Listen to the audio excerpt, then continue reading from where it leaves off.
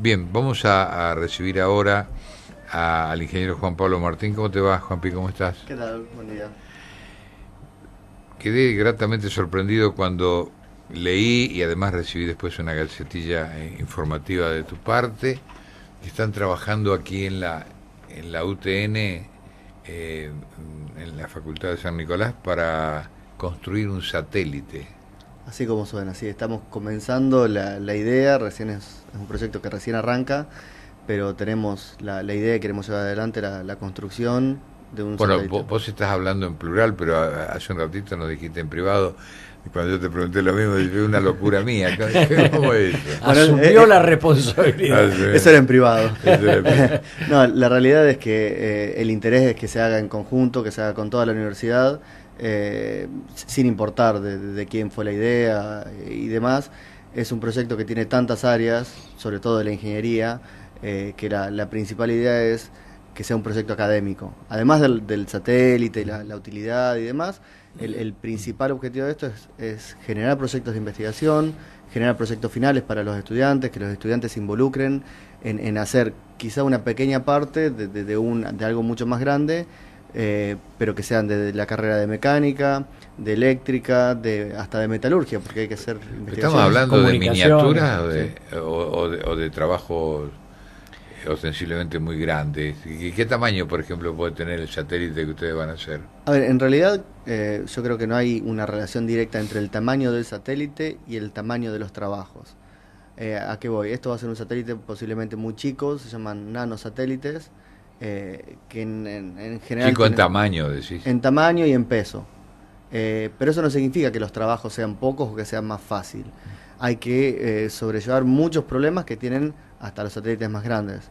Con lo cual es un satélite de dimensiones pequeñas, de poco peso, pero arriba de eso lleva una ingeniería, la verdad, muy, muy compleja y requiere muchas, muchas horas de trabajo de todas las áreas, que por suerte en la facultad podemos cubrir todas las áreas de electrónica, podemos cubrir mecánica, metalurgia, eléctrica. Eh, pero realmente es un trabajo que va a llevar unos cuantos años, estamos estimando, pero la idea es hacerlo en conjunto. Está quizá liderado desde el Departamento de Electrónica, pero vincula todas las áreas de la facultad y quizá algunas cosas tengamos que vincularnos con empresas que están en el área o con otras universidades nacionales. Ricardo. Claro, aparte el metal que van a utilizar, me decías, es aluminio. Alguna aleación de aluminio generalmente se usa. Sí. ¿Hay quien le pueda proveer ese tipo de aluminio a utilizar? Eh, en principio no lo sabemos, tenemos muchas incógnitas que tenemos que empezar a trabajar. Sí estuvimos hablando con gente de INVAP, que ellos construyen satélites realmente grandes, han hecho el ARSAT 1, 2, van a construir el 3, ahora están terminando de construir la serie de SAOCOM, que son satélites muy importantes. Ellos obviamente cuentan con el material, con el metal necesario para hacer esas construcciones, y muchas veces hacen pruebas, se hacen modelos, y quizá tengan retazos de esos materiales que nosotros Pueden aprovechar. Exactamente. Porque Estamos aparte dispuestos a debe hacer. tener una resistencia mecánica especial por los cambios de temperatura que Sí, hablábamos, ¿no? si bien yo no soy especialista en las propiedades mecánicas o en materiales, sé que las exigencias son muy importantes, primero porque uno está limitado en peso. Cualquier cosa que uno le agregue, en cuanto Y a peso... cuando decís limitado en peso, ¿cuánto va a pesar el satélite que van a hacer? Hay un estándar internacional que se usa bastante, que se llaman CubeSat, por satélite en forma de cubo, que son cubos de 10 centímetros de lado, con pesos no mayores al kilo. Uno puede hacer un satélite de una unidad de CubeSat, que sería esto, o puede hacer, por ejemplo, de 2, o de 3, o de 12, que sería varios de esos cubitos puestos Unidos entre juntos. sí. Exactamente. Entonces, si yo hago un satélite de 3 unidades de CubeSat, sería algo así como un cuadrado de 10 por 10 por 30 centímetros de largo de 3 kilos. Pero realmente es una limitante importante, tanto el tamaño como el peso. Entonces, cada cosa que yo le agregue tengo que tener bien justificado por qué le estoy agregando un gramo más o un gramo menos. Y van a fijar un orden de prioridades, ¿no? Sí, por supuesto. Eso van a ser las primeras tareas que vamos a tener que hacer. ¿Cuáles serían las tuyas, por ejemplo, lo que vos observás como... Yo creo que lo que primero hay que definir son se llaman subsistemas básicos que tiene que tener, es decir, sabemos que tiene que tener una estructura, que todo lo que hagamos tiene que estar contenido en este cubo, y bueno, entonces va a tener que estar la parte mecánica trabajando en estructura. En energía, porque obviamente para funcionar necesitamos capturar una batería y paneles solares para generar energía, y también va a tener una computadora de a bordo y un sistema de comunicaciones. Eso naturalmente tiene que estar. Después veremos a ver si le agregamos más cosas o le sacamos... Para un cubo de 10 por 10, todas esas cosas. Eso es lo básico mínimo que se necesita. Después, por ejemplo, si uno quiere poner alguna cámara, tiene que poder apuntar, y en el espacio no es fácil apuntar porque no tengo... ¿Te das cuenta, Ricardo, del espacio que estamos hablando? Sí, ¿no? sí, todo miniatura. Hay que trabajar todo al estilo de antiguo relojero. Exactamente, sí. De hecho, esto en general, la fabricación, que ya son las últimas etapas, se hacen se llaman salas limpias. Tiene que ser un ambiente controlado, porque si uno, por ejemplo, le pone una cámara, se ensucia, no puedo subir con un trapito a limpiarlo. Claro, sí, o los paneles tienen una eficiencia que si yo se me ensucian con polvo del ambiente, pierde eficiencia y después no va a rendir lo que yo calculé. Exactamente. Entonces, la verdad hay una infinidad de temas y de problemas a resolver que no son para nada fáciles, así sea un cubo de 10 por 10 por 10. ¿Y no se usan fibras, estas fibras nuevas, que tienen mucha resistencia y poco peso? Para reemplazar algunos elementos. Sí, la verdad no lo sé. En general hay muchos problemas de temperatura. La situación de termovacío, es decir, estar en ausencia de atmósfera y con grandes cambios de temperatura, es un problema muy serio. Imagínense que cuando está iluminado, es decir, cuando le está dando el sol, la cara que está al sol puede estar a 100, 200 grados Celsius, y la cara que da hacia el vacío, hacia el negro del espacio, quizá a menos 150. En 10 centímetros. Exactamente. Entonces, no cualquier material puede soportar eso, además del ciclado. Es decir, estos satélites en general están en órbitas que dan una vuelta completa a la Tierra en nada más que 90 minutos. Entonces, cada 90 minutos está yendo al sol, siendo iluminado y escondiéndose otra vez y quedando en oscuridad total. Es un sub y baja de temperatura. Continuamente. Violenta, ¿no? Muy violento. Y eso genera fatiga en los materiales y no se puede usar cualquier cosa para la estructura porque si no se termina rompiendo todo. ¿Qué tipo de batería para que funcione se van a utilizar? Hay distintas opciones. Si son baterías comunes, digamos, si es propiamente una batería, se utilizan quizás baterías de celulares acondicionadas para el espacio. Eso se ha probado que funciona. Si no, hay otras tecnologías que se llaman supercapacitores o ultracapacitores, por ejemplo, que son dispositivos que pueden almacenar energía, que no son técnicamente una batería.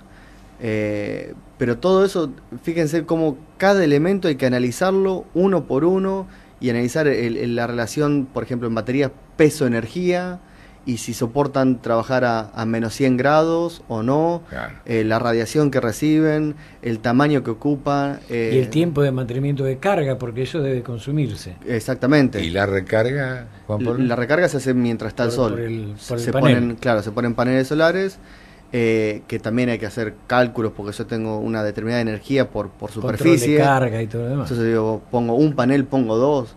Tengo 10 por 10 por 10, ¿qué hago? Despliego paneles, ahí entra la parte de robótica, porque necesito algo que tenga un movimiento para poder desplegar, por ejemplo, paneles. Cada elemento que uno empieza a mirar y empieza a ir cada vez más abajo, y hay que hacerse esas preguntas básicas, que son realmente muy difíciles, pero estoy convencido que desde acá, desde la facultad, lo vamos a poder hacer. Ahora, te quiero plantear esto. Supongamos, se superan todos esos estadios previos de análisis, desde la batería hasta la capacidad, el peso, todo, los materiales que van a conformar el satélite, ya está listo para ser lanzado, y tenés que decir, bueno, ¿para qué lo queremos a este satélite? ¿Cuáles serían las prioridades fundamentales que vos marcarías para que cumpla la función, ya satélite terminado y puesto en órbita? Yo creo que si el satélite ya está terminado, ni siquiera puesto en órbita, está terminado, yo lo tengo acá arriba de la mesa, académicamente yo ya cumplí.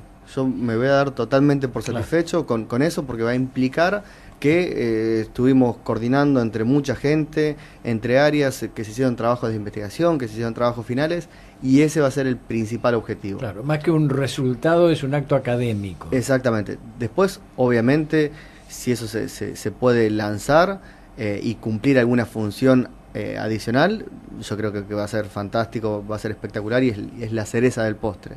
Pero no deja de ser la cereza de todo el postre, que es toda la investigación y todo lo que puede mejorar o contribuir al desempeño académico de los estudiantes. Claro, pues sería una picardía que un esfuerzo tan grande quedara circunscrito a hacer una función de una maqueta después nomás, ¿no? Yo creo que no, si se llega hasta esa instancia, que es muy difícil llegar ahí, la cuestión del lanzamiento va a ser algo casi que, no digo que no nos va a tener que preocupar, pero se van a poder conseguir los medios para poder lanzarlo. ¿Y a qué altura va a orbitar? Depende del lanzador, digamos, quién nos pueda llevar eso al espacio, digamos, porque está determinado por ellos, pero orbitan más o menos entre 300 kilómetros de altura y 800 o 1000, dependiendo quién sea que lo lance.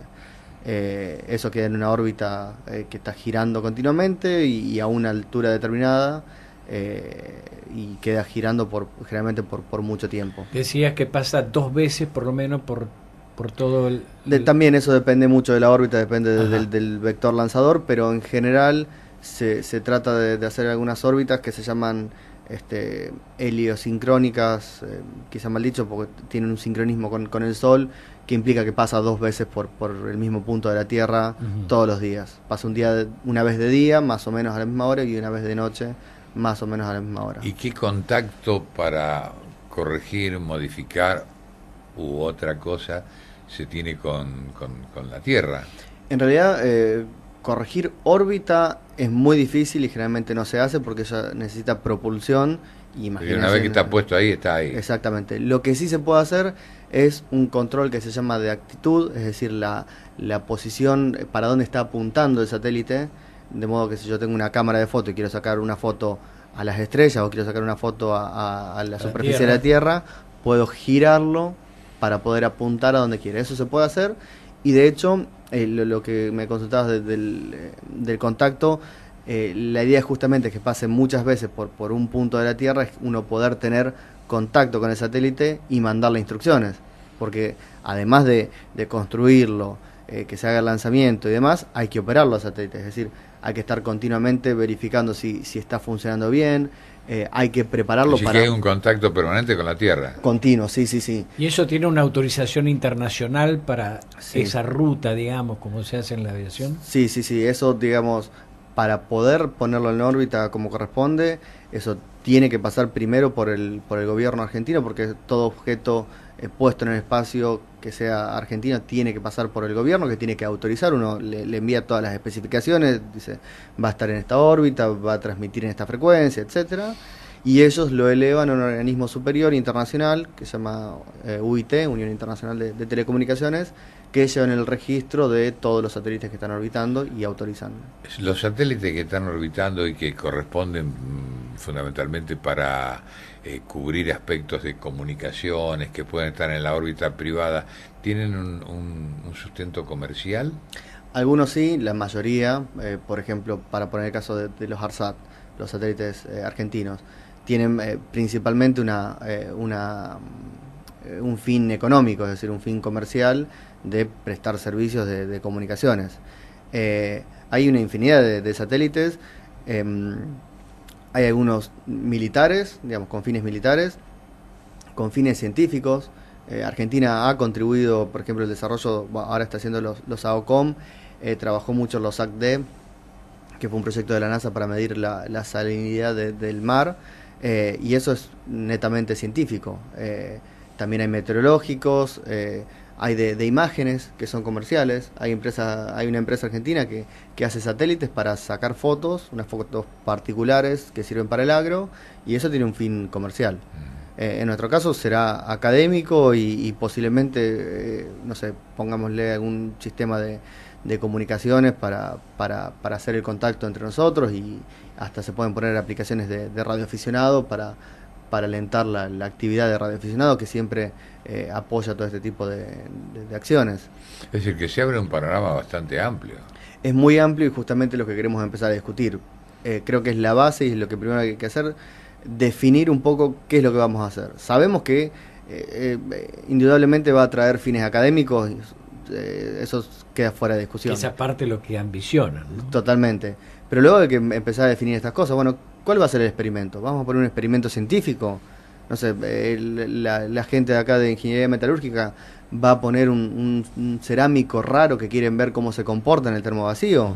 Vamos a poner una cámara para sacar fotos, un sistema de comunicaciones, análisis del suelo, digamos. Hay una infinidad de experimentos que se pueden llevar a bordo. Tendremos que decidir, tendremos que pelear entre nosotros, digamos, sentarse realmente a discutir mucho tiempo qué es lo que queremos hacer y acá hay que y digamos, además usar balanza milimétrica para no pasarse un gramo, ¿no? Por supuesto, cada gramo que esté ahí tiene que estar bien justificado. Entonces, interesante lo que decías de enviar alguna muestra, algún tipo de muestra para que se analicen esas condiciones. Me pareció interesante. Sí. Sí, bueno, a ver, metalurgia dirá, quiero analizar esto, ¿no? Por ejemplo, eso puede ser analizar el comportamiento en ese estado. Sí. De comunicaciones hay muchas cosas que hacer. Yo creo que vamos a tener más, ideas de experimentos que lugar y tiempo físico. Claro. Eso es lo que termina pasando. Entonces, hay que sentarse, hay que discutir y hay que negociar, decir, bueno, ok, yo pongo esta cámara, pero vos dejame poner esta cosita y negociamos entre todos, porque encima todo consume energía y también es un recurso limitado y todo ocupa espacio y todo tiene peso y todo va a querer, por ejemplo, si yo tengo experimentos que generan muchos datos, bueno, cuando pase por acá por Argentina yo voy a poder descargar esos datos y tengo un tiempo acotado, entonces tampoco puedo, no sé, sacar 500 fotos por minuto y después tratar de enviar toda esa tierra. Bajar. Entonces hay que realmente negociar entre todas las áreas, hay que yo digo, pelearse en el buen sentido de negociar entre la gente de estructura, entre la gente de energía, de computadora de a bordo, para que quede algo que sirva y que sea realizable y que no sea un proyecto titánico que terminemos construyendo un satélite de 500 kilos, que digamos no sería imposible posiblemente lanzarlo. Construirlo tal vez se podría, pero el lanzamiento de eso sería extremadamente caro. Qué interesante, ¿no? Y los satélites argentinos, ¿en qué peso están? Depende cuáles, hay distintos. Los ARSAT tienen, se dice, el peso seco y el peso mojado porque llevan mucho combustible, más del 50% del peso es combustible cuando son lanzados, pero pesan varias toneladas, 1 o 2 toneladas, son artefactos realmente muy grandes. Yo creo que de todas maneras lo que cambia en el peso es básicamente el costo de lanzamiento. Para el diseño, para el proyecto es prácticamente igual. Sí, y una cosa que me parece interesante, que si esto llega a concluir, a terminar, seríamos en principio la primera universidad argentina, la primera facultad que lance o que tenga un satélite completamente construido en la facultad. Eso creo que es también otro objetivo. ¿Esto requiere de un presupuesto especial de parte de la UTN para que se pueda llevar adelante el trabajo? Realmente no es importante eso. Importante me refiero al monto que se necesita, porque la mayoría de los materiales que se tratan de utilizar son materiales que se consiguen comercialmente, no son cosas muy difíciles. Quizá lo más difícil es conseguir este tipo de materiales, de metales que tenemos, quizá quien nos pueda llegar a donar. Las mini cámaras que debe llevar. Las cámaras, hoy en día, la verdad, hay mucho de electrónica que se puede comprar, digamos, se llaman accesibles. Sí, se llaman de estantería, que yo voy al supermercado de electrónica y lo compro. Con lo cual, ese costo realmente no es elevado. Sí tiene un costo muy elevado en horas, pero la idea es justamente que esto lo desarrollen los alumnos para sus proyectos finales, que justamente tienen el tiempo y deben dedicarle. Y el lanzamiento debe ser... El lanzamiento importante. Es otro costo importante, creo que sería el más importante, sí. Pero ahí estoy totalmente confiado que el día que tengamos el satélite casi listo, vamos a conseguir los fondos para lanzarlo. ¿El lanzamiento es múltiple? ¿Van otros satélites o es un lanzamiento para uno? No. Generalmente este tipo de satélites que son chiquitos van como, ¿cómo se dice? La gente que iba colgado de los barcos. ¿Como polizones? Exactamente, va como polizón del lanzador que lleva un satélite mayor. Y estos cositos chiquitos van colgados atrás y en un momento los desprenden. Pasan inadvertidos. Exactamente, con lo cual los costos también son más económicos que lanzar un satélite importante. Y también se pueden aprovechar oportunidades de lanzamiento en gente, digamos, en proyectos que están experimentando lanzadores. Eso pasa bastante en Medio Oriente o no sé, Rusia, toda esa parte. Se está experimentando, entonces, como están probando el cohete lanzador, generalmente le ponen lastre arriba, entonces es una bolsa de arena. Y muchas veces se puede negociar, bueno, mira, en vez de una bolsa de arena, lastre, pongamos tantos pesos. Generalmente no te aseguran que eso tenga un buen resultado porque puede explotar, pero llegado el caso, digamos, nosotros estaríamos dispuestos a subirnos a cualquier oportunidad de lanzamiento. No son fáciles de conseguir, las que son más probadas generalmente son más caras, pero llegado al caso, de vuelta, teniendo el satélite acá arriba de la mesa, yo creo que eso se consigue. A decir que materialmente no es una suma disparatada la que tienen que emplear para poderlo construir. Sí, ahora están que se pongan de acuerdo, que peleen, pero para ver sacarle mesa, el mejor provecho. Van a ser discusiones interesantes, sin duda. Por un dron ahí a ver qué pasa. Bueno, Juan Pablo, viajabas, me decías. Sí, mañana me estoy yendo a Colombia una semana. No sé, ¿Tiene que ver con este tema? En realidad tiene que ver con los trabajos que estoy haciendo dentro de la UIT. Hoy soy relator, editor de normas de un grupo que trata de Internet de las Cosas y ciudades inteligentes. Y se organiza un evento sobre ciudades inteligentes en Iberoamérica.